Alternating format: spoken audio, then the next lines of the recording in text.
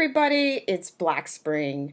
And, it's Thursday, so I thought, why not ring the bell? Even though school or Congress is not in session, why don't we take a look at how private citizen Donald J. Trump versus current President Donald J. Trump directs traffic? I'd like to thank everybody for joining me here on this segment of Black Spring with Autumn. I hope you are having a great Thursday morning wherever you are.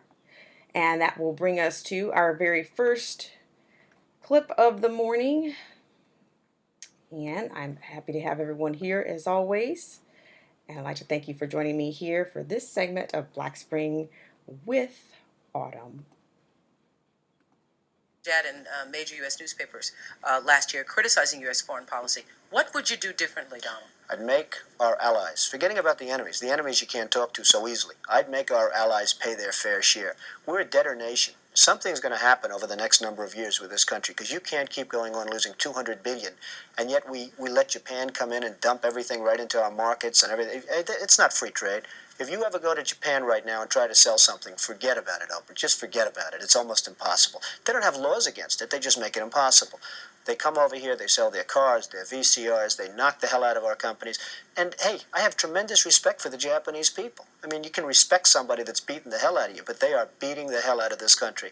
Kuwait, they live like kings. The poorest person in Kuwait, they live like kings. And yet they're not paying. We make it possible for them to sell their oil. Why aren't they paying us 25% of what they're making? It's a joke. This sounds like political presidential talk to me, and I know people have talked to you about whether or not you want to run. Would you ever? Probably not, but I do get tired of seeing the country ripped off. Why would you not? I just don't think I really have the inclination to do it. I love what I'm doing. I really like it. Also, it doesn't pay as well. No, it doesn't. But, I just probably wouldn't do it, Oprah. I probably wouldn't, but I do get tired of seeing what's happening with this country. And if it got so bad, I would never want to rule it out totally because I really am tired of seeing what's happening with this country, how we're really making other people live like kings, and we're not. What do you think of this year's presidential race, the way it's shaping up? Well, it's going to be very interesting. I think that probably George Bush has an advantage in terms of the election. I think that probably people would say that he's got like that little edge in terms of the incumbency, et cetera, et cetera. But I think Jesse Jackson's done himself very proud. I think Michael Dukakis has done one hell of a job. And George Bush has done a hell of a job. They all went in there sort of as semi-underdogs, including George Bush, and they've all come out. I think people that are around all three of those candidates can be very proud of the jobs they've done. You've said, though, that if you did run for president, you believe you'd win. Well, I don't know. I think I'd win. I tell you what, I wouldn't go in to lose. I've never gone in to lose in my life. And if I did decide to do it, I think I'd be inclined. I would say that I would have a hell of a chance of winning because I think people, I don't know how your audience feels, but I think people are tired of seeing the United States ripped off. And I can't promise you everything, but I can tell you one thing. This country would make one hell of a lot of money from those people that for 25 years have taken advantage. It wouldn't be the way it's been, believe me.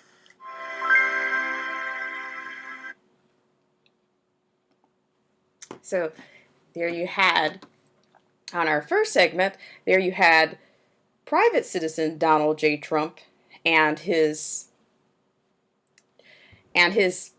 Trump style from the start. Now, let's take a quick look at President Donald J. Trump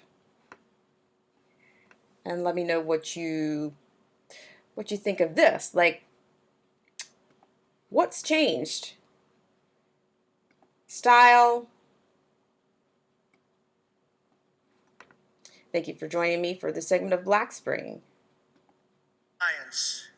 In saying that NATO members must finally contribute their fair share and meet their financial obligations. But 23 of the 28 member nations are still not paying what they should be paying and what they are supposed to be paying for their defense.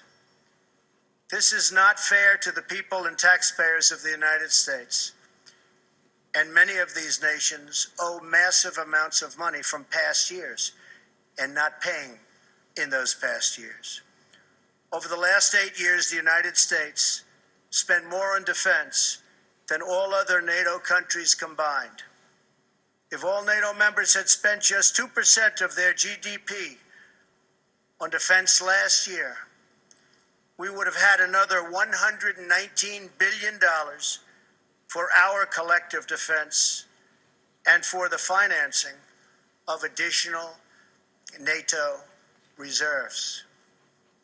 We should recognize that with these chronic underpayments and growing threats, even 2% of GDP is insufficient to close the gaps in modernizing, readiness, and the size of forces.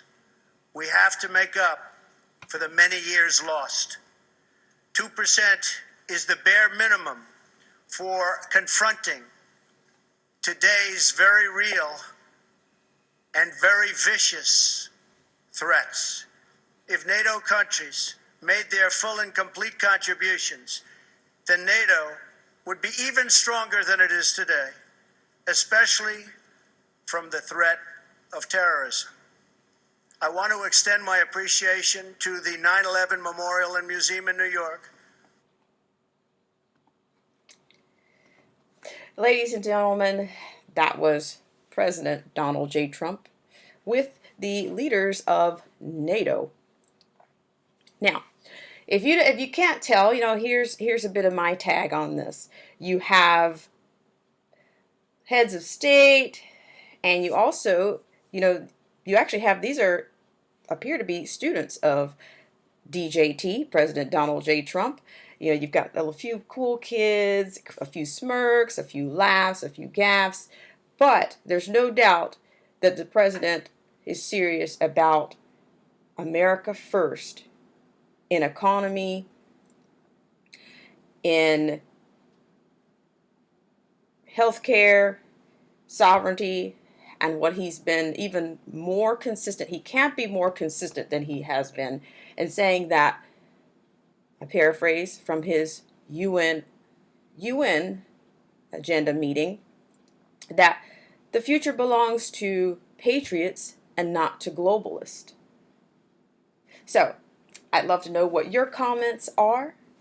Please hit that subscribe bell and get your notifications on upcoming things such as panels, interviews, and more videos, and much, much more.